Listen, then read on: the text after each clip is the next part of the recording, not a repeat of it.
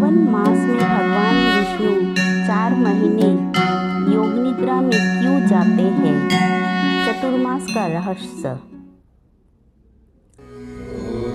राधे राधे दोस्तों, जय श्री हरि। दोस्तों, हजारों वर्षों से सनातन परंपरा में एक बात कही जाती है। सावन मास के समय भगवान श्री विष्णु 4 महीने के लिए योग निद्रा में चले जाते हैं। लेकिन क्या आपने कभी सोचा है, जो संपूर्ण ब्रह्मांड के पालन करता है, यदि वे सो जाए तो इस सृष्टि का संचालन कौन करता है? क्या सूर्य उसी प्रकार उदय होता रहता है? क्या पृथ्वी अपनी गति से घूमती रहती है? क्या मनुष्य के कर्मों का फल मिलता रहता है? और सबसे बड़ा प्रश्न, क्या भगवान विष्णु सचमुच 4 महीने के लिए पृथ्वी की जिम्मेदारी किसी दूसरे देवता को सौंप देते हैं? आज हम इन्हीं सभी प्रश्नों का उत्तर विष्णु पुराण, पद्म पुराण, भगवत महापुराण और सनातन परंपरा के आधार पर जानेंगे। लेकिन इस वीडियो में हम केवल कथा नहीं सुनेंगे, बल्कि उसके पीछे छिपे आध्यात्मिक रहस्य को भी समझेंगे। इसलिए वीडियो को अंत तक अवश्य देखिए। चतुर्मास क्या है? सबसे पहले एक भ्रम दूर कर लेते हैं। बहुत से लोग मानते हैं कि श्रावण मास के पहले दिन भगवान विष्णु सो जाते हैं, लेकिन शास्त्र ऐसा नहीं कहते। सनातन परंपरा के अनुसार आषाढ़ शुक्ल एकादशी को देवशयनी एकादशी कहा जाता है। इसी दिन भगवान श्री विष्णु योग निद्रा में प्रवेश करते हैं और यहीं से प्रारंभ होता है चतुर्मास। चतुर अर्थात 4, मास अर्थात महीने, अर्थात 4 महीनों की एक अत्यंत पवित्र आध्यात्मिक अवधि। यह काल समाप्त होता है कार्तिक शुक्ल एकादशी, जिसे देवउठनी या पौगोदनी एकादशी कहा जाता है।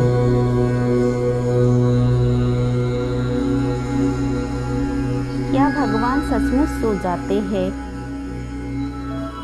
अब सबसे महत्वपूर्ण प्रश्न, क्या भगवान भी मनुष्य की तरह थककर सोते हैं? उत्तर है नहीं दोस्तों। यहाँ योग निद्रा का अर्थ साधारण नींद नहीं है। योग निद्रा का अर्थ है पूर्ण चेतना में स्थित दिव्य ध्यान अवस्था। इस अवस्था में भगवान संसार से दूर नहीं हो जाते, बल्कि संपूर्ण सृष्टि उनके दिव्य नियमों के अनुसार निरंतर चलती रहती है। यही कारण है कि सूर्य उदय होता है, ऋतुएं बदलती है, जीवन चलता रहता है। फिर भगवान योग निद्रा में क्यों जाते हैं? यही इस रहस्य का सबसे सुंदर भाग है। चतुर्मास हमें सिखाता है, जीवन में केवल बाहर की दौड़ ही आवश्यक नहीं है। कभी कभी मनुष्य को अपने भीतर भी उतरना चाहिए। जिस प्रकार वर्षा ऋतु में धरती नए जीवन को जन्म देते हैं, उसी प्रकार मनुष्य को भी इस समय अपने मन को शुद्ध करने का प्रयास करना चाहिए। भगवान विष्णु की योग निद्रा हमें यही संदेश देती है। कुछ समय संसार के शोर से हटकर अपने भीतर स्थित ईश्वर को खोजो। क्षीरसागर, शेषनाग और योग निद्रा का दिव्य रहस्य चलिए जानते हैं। क्षीरसागर वास्तव में क्या है? जब भी हम भगवान श्री विष्णु का चित्र देखते हैं तो एक अद्भुत दृश्य दिखाई देता है। चारों ओर एक विशाल सफेद सागर, उसके मध्य शेषनाग और उनके ऊपर योग निद्रा में विराजमान भगवान श्री विष्णु। लेकिन क्या आपने कभी सोचा है, क्या ये सचमुच दूध का समुद्र है या इसके पीछे कोई गहरा आध्यात्मिक रहस्य छिपा है? संस्कृत में खीर का अर्थ केवल दूध नहीं होता, यह पवित्रता, निर्मलता, सात्विकता और दिव्य चेतना का भी प्रतीक है। इसीलिए अनेक आचार्य क्षीर सागर को केवल भौतिक समुद्र नहीं बल्कि अनंत दिव्य चेतना का महासागर मानते हैं। जिस प्रकार दूध सफ़ेद और शुद्ध माना जाता है, उसी प्रकार ईश्वर का हृदय भी निष्कल, शांत और करुणामय है। इसी कारण भगवान विष्णु का निवास क्षीर सागर बताया गया है। शेषनाग कौन है? अब एक और रहस्य समझते हैं। बहुत से लोग शेषनाग को केवल एक विशाल सर्प मानते हैं, लेकिन पुराणों में उनका स्वरूप इससे कहीं अधिक महान बताया गया है। अनंत का अर्थ है जिनका कभी अंत न हो, जो अनादि भी है और अनंत भी। शेष का एक अर्थ है जो सबके समाप्त होने के बाद भी शेष रहता है। जब सृष्टि का प्रलय होता है, जब पर्वत, समुद्र, पृथ्वी और आकाश भी अपने मूल में विलीन हो जाते हैं, तब भी अनंत शेष भगवान की सेवा में स्थित रहते हैं।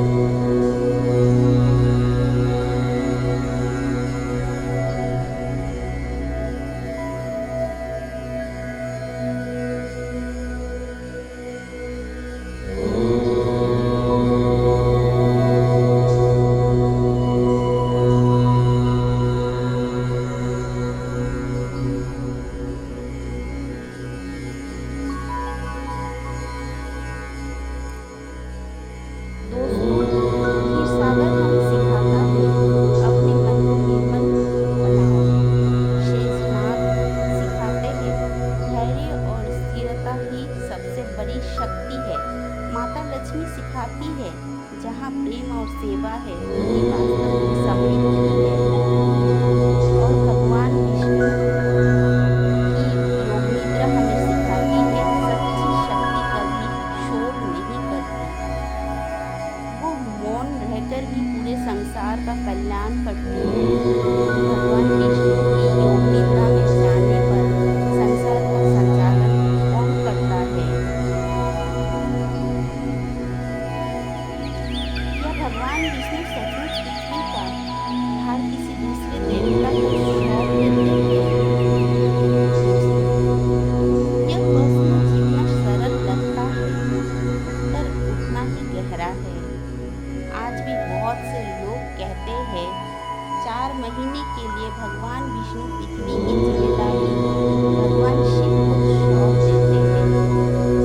कुछ लोग कहते हैं देवता मिलकर संसार चलाते हैं, लेकिन जब हम विष्णु पुराण, भगवत महापुराण, पद्म पुराण और अन्य प्रमुख ग्रंथों का अध्ययन करते हैं तो कहीं भी यह स्पष्ट रूप से नहीं लिखा मिलता कि भगवान विष्णु अपनी पालन शक्ति किसी दूसरे देवता को सौंप देते हैं। यह एक लोक मान्यता है, लेकिन प्रमुख शास्त्रों में इसका स्पष्ट प्रमाण नहीं मिलता। इसीलिए हमें श्रद्धा के साथ साथ सत्य को भी समझना चाहिए।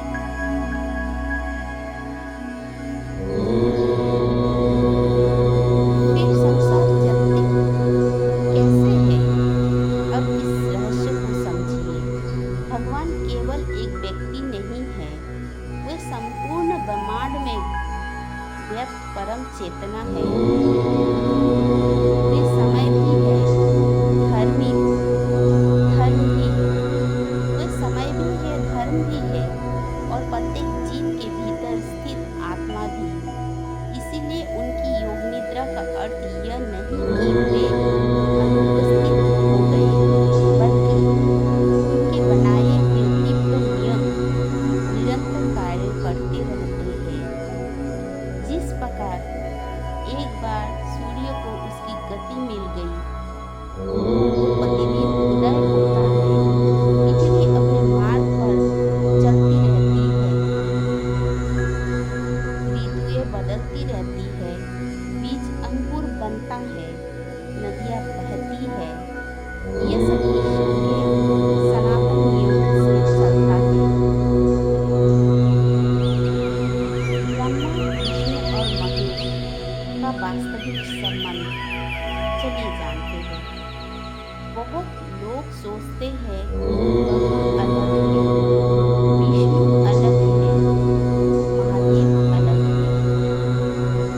लेकिन सच्चाई ये है कि सनातन दर्शन इसमें कहीं अधिक गहरी बात कहता है। एक ही परम ब्रह्मा 3 कार्यों के रूप में प्रकट होते हैं। ब्रह्मा सृष्टि की रचना, विष्णु सृष्टि का पालन, महादेव परिवर्तन और संहार। ये तीनों एक दूसरे से अलग नहीं, बल्कि एक ही परम सत्य के 3 दिव्य स्वरूप है। जिस प्रकार जल, बर्फ और भाप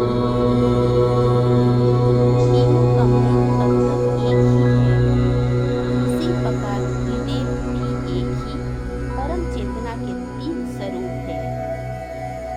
इसीलिए विष्णु की योग निद्रा में जाने का अर्थ यह नहीं कि शिव का कार्य बदल जाता है या ब्रह्मा का कार्य रुक जाता है। सभी अपनी अपनी भूमिका में निरंतर स्थित हैं। क्या भगवान शिव संसार का भार संभालते हैं? चलिए जानते हैं क्या भगवान शिव संसार का भार संभालते हैं। यहाँ एक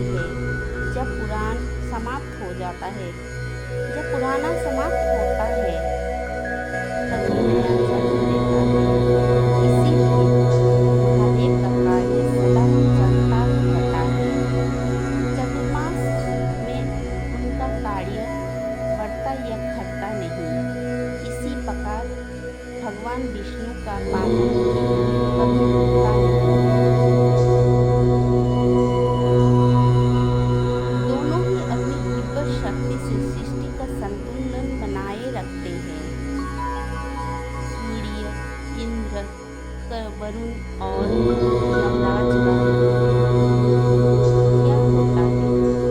चलिए जानते हैं। सूर्य, इंद्र, वरुण और यमराज का क्या होता है? दोस्तों, क्या कभी आपने सोचा, यदि भगवान विष्णु योग निद्रा में थे तो सूर्य क्यों नहीं उग जाता? वर्षा क्यों होती रहती है? कर्मों का फल कौन देता है? उत्तर है, प्रत्येक देवता परमात्मा द्वारा स्थापित व्यवस्था का एक अंग है।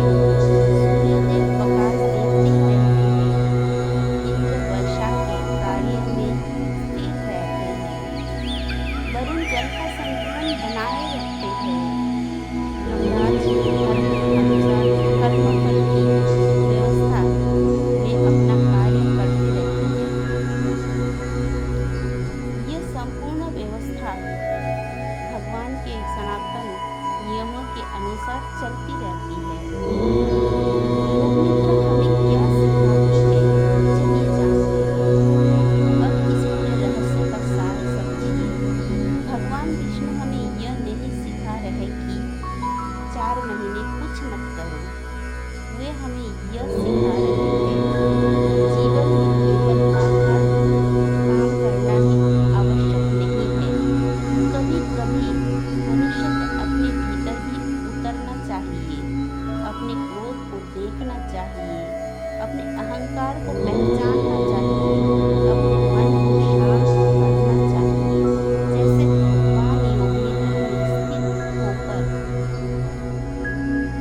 जैसे भगवान योग निद्रा में स्थित होकर भी संपूर्ण सृष्टि का पालन करते हैं, वैसे ही हमें भी शांति में रहकर धैर्य से धर्म के मार्ग पर चलना चाहिए।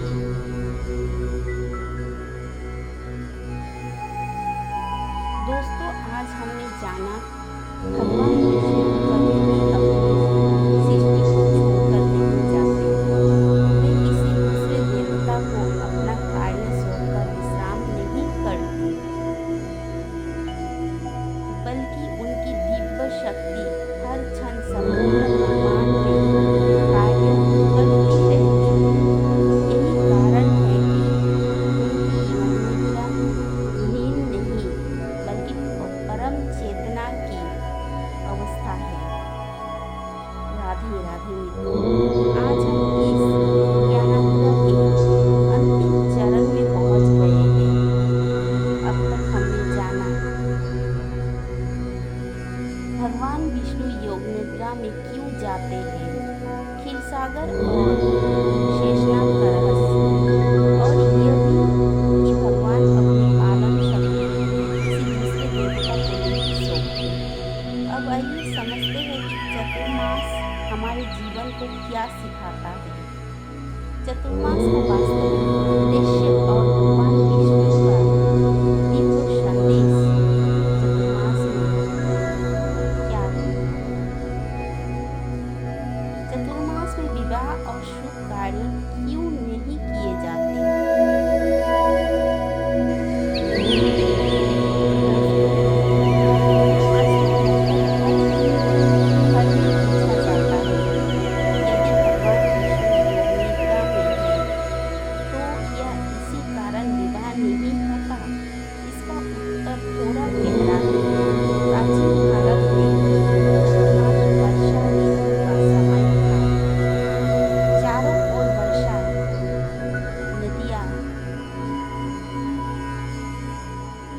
पर कच्चे मार्ग, चारों ओर वर्षा, नदियाँ उफान पर कच्चे मार्ग और लंबी यात्राएं कठिन। इसी कारण ऋषि मुनि एक स्थान पर रहकर साधना करते थे।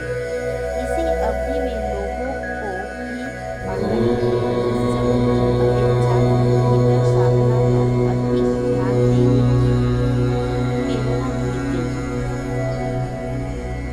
समय के साथ अनेक परंपराओं में विवाह, गृह प्रवेश और कुछ अन्य मांगलिक कार्य चतुर्मास के बाद करने की परंपरा विकसित हुई।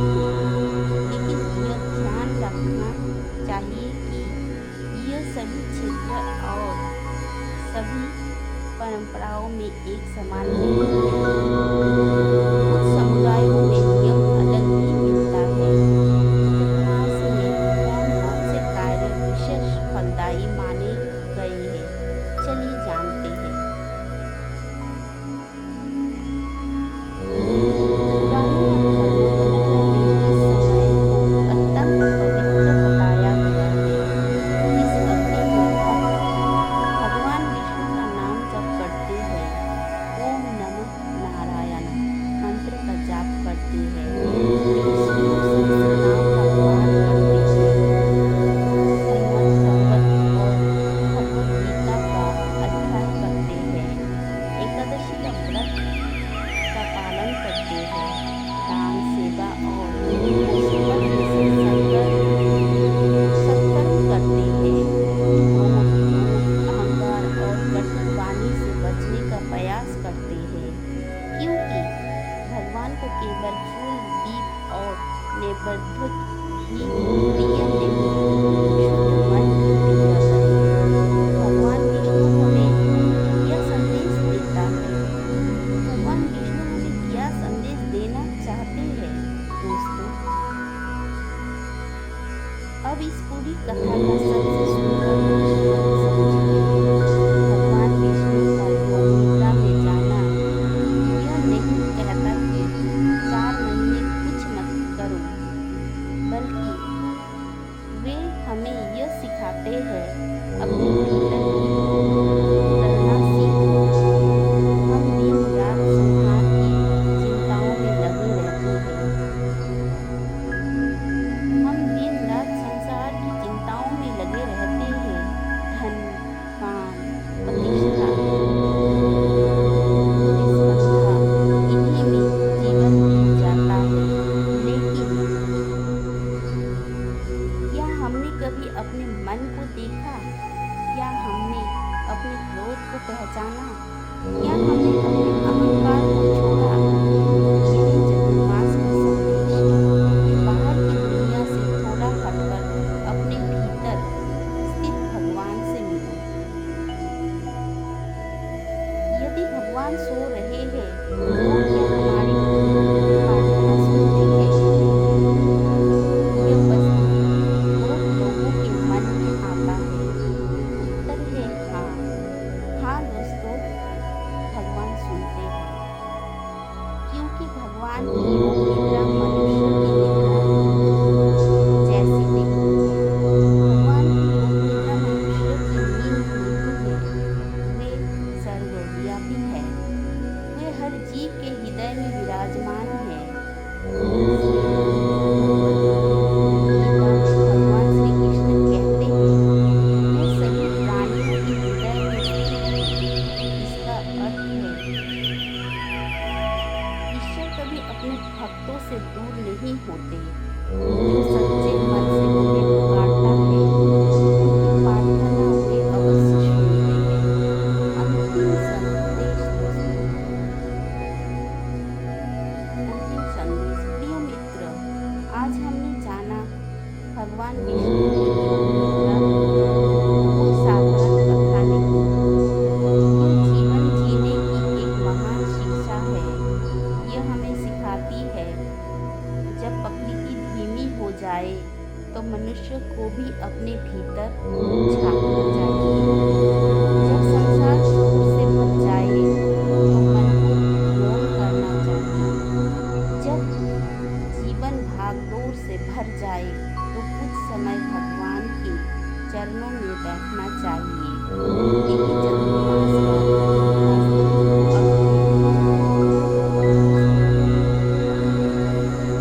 समापन। यदि आज की इस वीडियो से आपको कुछ नया सीखने को मिला हो तो इस ज्ञान को अपने परिवार और मित्रों तक अवश्य